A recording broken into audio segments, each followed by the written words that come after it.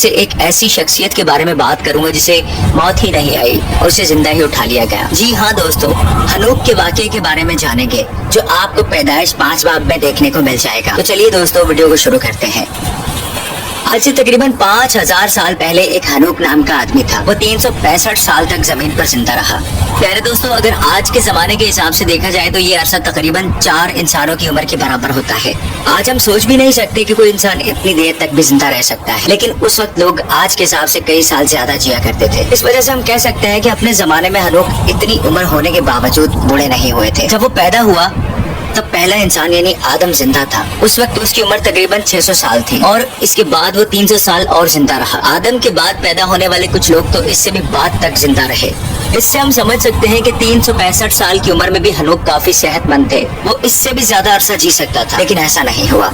हनोक की जान खतरे में थी। जरा सोचिए कि वो कैसे अपनी जान बचाने के लिए उन लोगों से छुपता फिर रहा होगा जिन्हें उसने खुदा का कलाम सुनाया था। उसकी आंखों के सामने बार बार उन लोगों का गुस्से में तमतमाया हुआ चेहरा घूम रहा होगा। वो लोग हनोक से नफरत करते थे, जबकि उसके पैगाम को तो उन्होंने पहले ही ठुकरा दिया था। लेकिन जिस खुदा ने उसे पैगाम पहुंचाने भेजा था, उसके लिए भी उनके दिल में आग सुलग रही थी। वो हनोक के खुदा को तो मार नहीं सकते थे, लेकिन हनोक को मार सकते थे। हनोक के दिल में बार बार ये ख्याल आ रहा होगा कि शायद वो अपने खानदान से अब कभी नहीं मिल पाएगा। उसने अपनी बीवी, बेटियों, बेटे मतुसले या फिर अपने पोते लमक के बारे में सोचा होगा और सोचा होगा कि क्या उसकी आखिरी घड़ी आन पहुंची है। पाक कलाम में हनोक के बारे में ज्यादा कुछ नहीं बताया गया। पाक कलाम में सिर्फ चंद ही जगह पर उसका जिक्र आता है, वो भी चंद अल्फाजों में। लेकिन इन आयात से इतनी बात तो मालूम हो जाती है कि हम ऐसे इंसान का तसव्वुर कर सकते हैं जो खुदा पर ईमान रखने की एक बहुत अच्छी मिसाल था।